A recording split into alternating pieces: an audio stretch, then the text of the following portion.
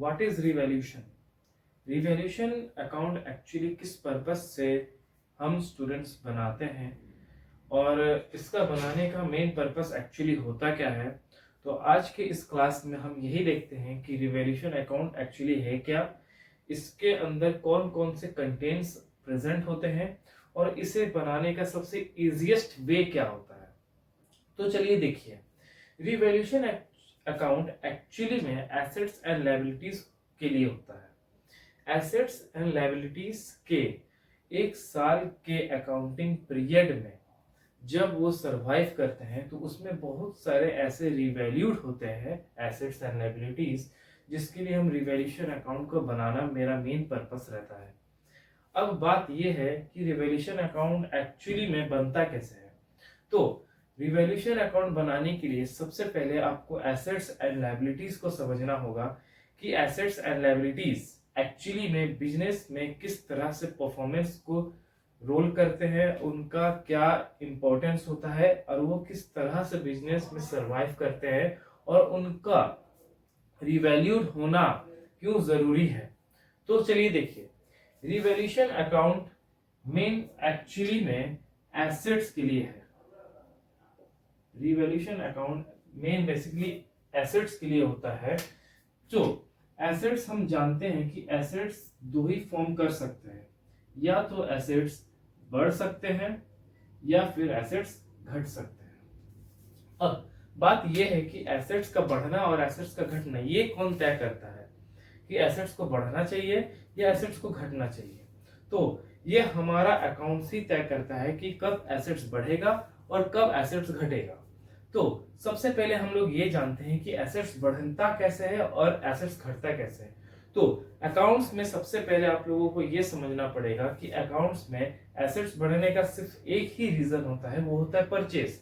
मतलब मैं एक साल के बिजनेस के टेन्योर में कोई अलग से एसेट्स अगर खरीदता हूँ या परचेस करता हूँ तो मेरे लिए वो एसेट्स मेरे लिए क्या हो जाएगा, एड ऑन हो जाएगा, मतलब मेरा एसेट्स बढ़ जाएगा। लेकिन अगर मेरे एसेट्स में डेप्रिसिएशन या फिर कोई किसी तरह से सेल होता है तो मेरा एसेट्स घट जाता है, जिसके कारण हम ये बोल सकते हैं कि एसेट्स का इन्फ्लेशन भी हो सकता है और एसेट्स का डिफ्लेशन भी हो सकता है। तो एसेट्स का बढ़ना मेरे लिए एक्चुअली में फायदा है और एसेट्स का घटना मेरे लिए में एक्चुअली में लॉस है। तो बढ़ने का एक ही रीजन है परचेस करना, लेकिन एसेट्स के घटने का दो रीजन है, एक डिप्रिसिएशन और एक सेल होना।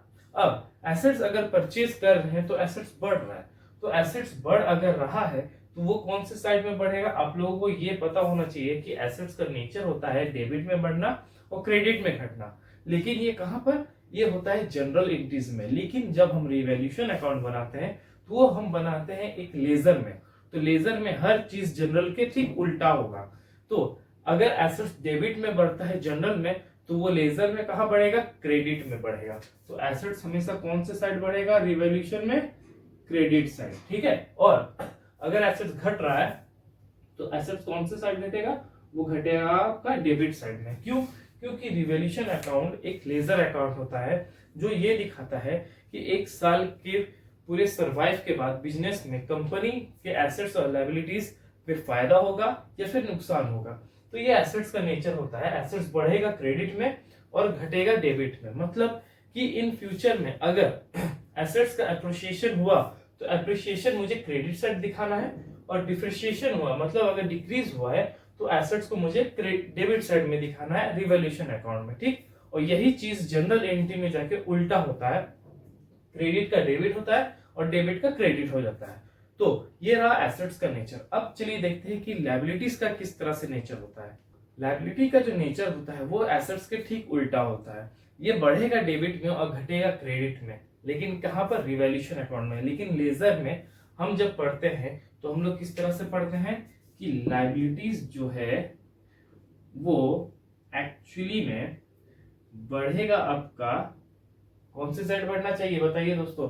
अगर आप लोग सोच रहे हैं कि एसेट्स का बढ़ना डेबिट में होता है और घटना क्रेडिट में होता है, ये होता है जनरल में, लेकिन लेजर में ठीक उल्टा। उसी तरह लायबिलिटीज का आप जनरल याद रखिए, लेजर में उसका ठीक उल्टा कर दीजिए। तो अगर एसेट्स बढ़ता है रिवैल्यूशन में क्रेडिट साइड तो लायबिलिटी कहां बढ़ेगा, वो बढ़ेगा आपका डेबिट साइड, वो आपका बढ़ेगा डेबिट साइड। लेकिन अगर लायबिलिटी घट रहा है तो वो आपका घटेगा क्रेडिट साइड।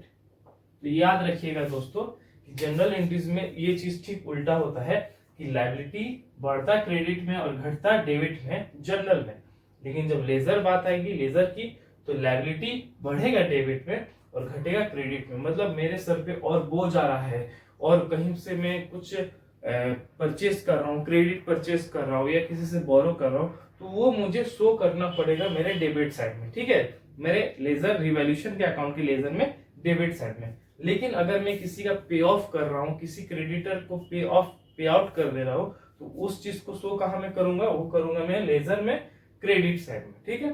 तो ये डिफरेंस होता है एसेट्स का और लायबिलिटीज का रिवॉल्यूशन में। अब ये समझने की बात है कि आप लोग लिखिएगा कैसे कि आप लोगों को एसेट्स को बढ़ाना चाहिए या घटना चाहिए। तो सबसे पहले आप लोगों को याद रखना होगा कि एडजस्टमेंट में ही आपको रिवॉल्यूशन अकाउंट दिखेगा कि स्टॉक या तो परसेंटेज में बढ़ सकता है या तो फिर किसी अमाउंट में। यानी मैं ऐसे भी बोल सकता हूँ कि स्टॉक 20% बढ़ गया, या फिर मैं ये भी बोल सकता हूँ कि स्टॉक 20,000 से बढ़ गया, तो मेरा बढ़ना क्या है, मेरे लिए फायदा है। बस आप लोगों को इतना ध्यान रखना होगा कि जो बढ़ रहा है वो मेरा एसेट्स है या मेरा लायबिलिटी। बस उसी चीज को देख के आप परफॉर्म कर सकते हैं अपने रिवॉल्यूशन अकाउंट को, और रिवॉल्यूशन अकाउंट का आंसर निकाल सकते हैं एकदम इजीली से। तो अगर आप लोगों को कोई कंफ्यूजन है इस चीजों में तो कुछ मत कीजिए, चुपचाप अपना किताब खोलिए, डीके गोयल, एसके सिंह, जो भी आपके पास बुक्स है उसको खोलिए, एक क्वेश्चन उठाइए, इस फॉर्मूले को उसमें लगाइए, उसके बाद अगर आंसर ना मिले तो मेरे कमेंट बॉक्स में आके मुझे बताइए।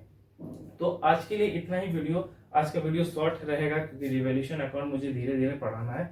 उम्मीद करता हूँ आपको ये जो डिफरेंशियल था रिवॉल्यूशन अकाउंट का ये समझ में आया होगा। नेक्स्ट वीडियो में मैं रिवॉल्यूशन अकाउंट्स पे एक न्यूमेरिकल्स भी आपको बना के दिखाऊंगा, जिसका क्वेश्चन मेरे डिस्क्रिप्शन के लिंक में भी होगा।